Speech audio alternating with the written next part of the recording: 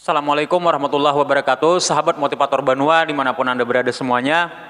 Dalam kesempatan hari ini kita akan coba komentari tentang capres kita yang coba pecat Kepsek bermasalah.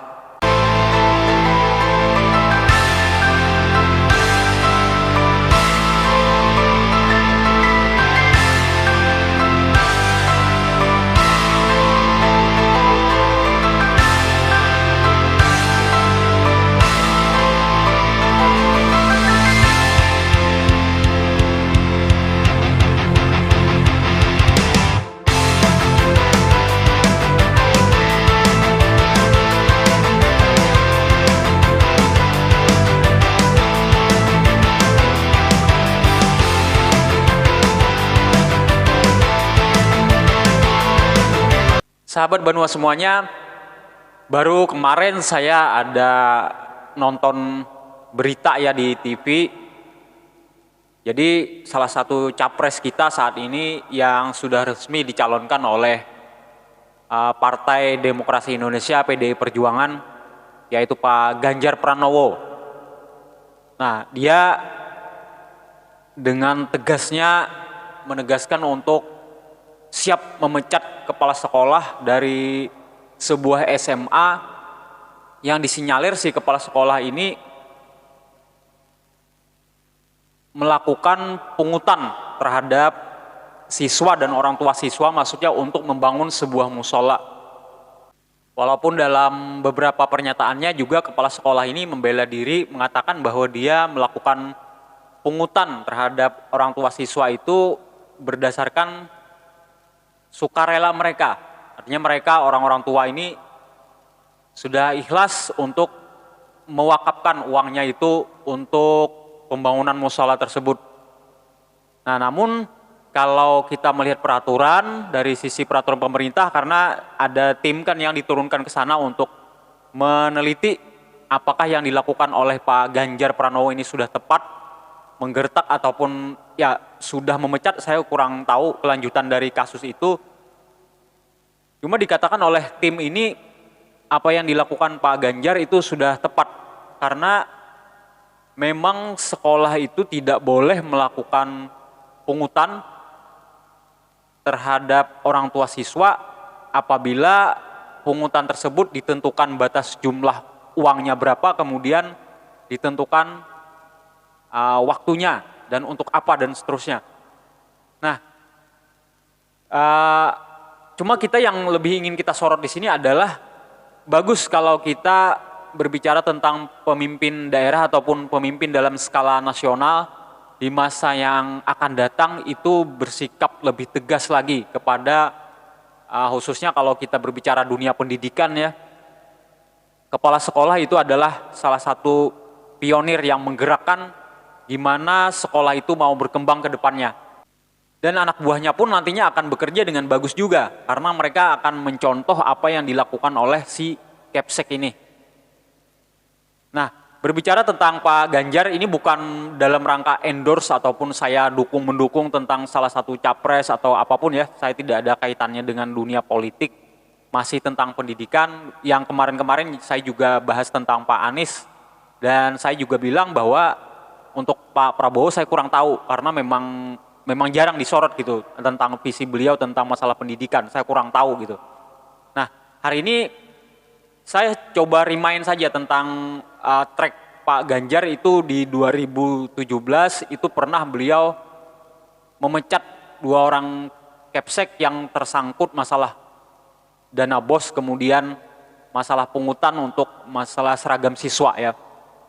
Jadi Pak Ganjar ini kalau dalam catatan saya itu sudah beberapa kali untuk melakukan pemecatan atau rencana untuk memecat gitu. Dalam artian kayak semacam memberikan ultimatum kepada Kepsek-Kepsek ini. Artinya beliau menaruh concern yang lumayan terhadap dunia pendidikan kita. Kemudian di 2018 beliau pernah mengancam untuk memecat lagi kepala sekolah yang tidak melakukan verifikasi terhadap data penerimaan siswa baru dulu yang harus melampirkan SKTM, surat keterangan tidak mampu. Nah, kemudian di 2020 Pak Ganjar itu juga pernah mengancam lagi untuk memecat kepala sekolah yang di sekolahnya itu ada anak yang menderita disabilitas tertentu, kemudian dilakukan perundungan oleh kawan-kawannya. Nah, jadi si kepala sekolah ini dianggap tidak mampu untuk menciptakan sebuah sekolah yang ramah anak. Nah, akhirnya kesimpulannya intinya adalah bahwa memang di masa depan itu kita memerlukan presiden atau kepala negara yang memang aware terhadap dunia pendidikan, bukan saja dalam skala yang makro, tetapi kalau bisa dia harus memahami juga yang agak teknis. Karena kalau berbicara tentang masalah presiden yang cuma memahami masalah makro, ya dia bisa percayakan kepada orang yang dianggapnya tepat, lalu dia terima laporan, ini Pak udah beres pendidikan kita. Lalu beliau senyum-senyum, manggut-manggut, oh oke, kamu bagus. Nah, itu tidak akan menyelesaikan masalah menurut saya. Jadi yang kita perlukan di masa depan adalah presiden yang mau turun lapangan langsung untuk ngecek, benar-benar dia memastikan bahwa pembelajaran di sekolah itu berlangsung dengan baik, infrastrukturnya berlangsung dengan merata ke seluruh tanah air. Nah, itu yang kita harapkan ke depan. Walaupun mungkin ya kalau politisi kita kan tidak mungkin lah mereka memahami secara detail tentang teknis pendidikan itu seperti apa. Namun paling tidak mereka mempunyai concern ke arah sana. Nah, berbicara tentang kepemimpinan di sekolah, kita kan sekarang sudah punya pelatihan yang lumayan bagus, yaitu dengan 9 bulan guru penggerak. Di mana nanti untuk bapak-bapak kita atau ibu-ibu kita yang sudah usia 50 tahun ini mohon maaf, katanya tidak bisa lagi untuk mengikuti guru penggerak. Nah, pada guru penggerak itu nantinya sertifikatnya diperlukan untuk mereka menjadi kepala sekolah. Namun tidak perlu juga berkecil hati banget karena asalkan bapak ibu ini pernah ikut yang namanya cakep atau apa cakep itu ya? Pelatihan untuk kepala sekolah gitu, calon kepala sekolah, cakep. Nah, atau mereka yang sudah direkomendasikan oleh tim asesor, tim pengangkatan kepala sekolah, asal direkomendasikan punya sertifikat cakep tadi, maka dia masih bisa untuk mengikuti seleksi kepala sekolah. Namun jika dia punya namanya cakep itu nggak ada, kemudian sertifikat guru penggerak juga tidak ada, kalau misalnya saat ini sudah menjadi kepala sekolah, dia boleh bertahan selama 4 tahun. Nah, setelah 4 tahun mungkin ya dia harus memenuhi persyaratan tersebut.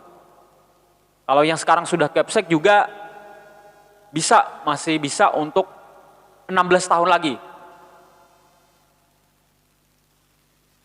Untuk daerah-daerah tertentu ya. Daerah-daerah yang minim akses terhadap internet. Kemudian yang sekarang sudah Kepsek tapi tidak punya apa-apa, tidak punya cakep, tidak punya guru penggerak, maka dia hanya bisa untuk 1 periode saja. Nah, itulah beberapa ya boleh dikatakan syarat-syarat teknis untuk menjadi kepala sekolah di masa yang akan datang. Itu agak sedikit diperberat, agak sedikit rumit, tapi itulah mungkin tujuan baik dari pemerintah mengupayakan agar layanan-layanan di sekolah kita itu benar-benar berjalan dengan baik gitu.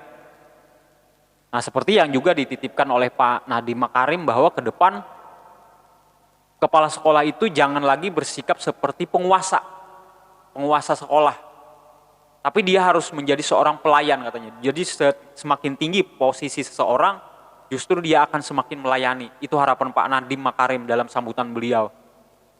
Nah, cuma yang menjadi catatan saya di sini adalah kalau bisa Kepsek di masa yang akan datang itu jangan lagi menjadi ajang politik praktis.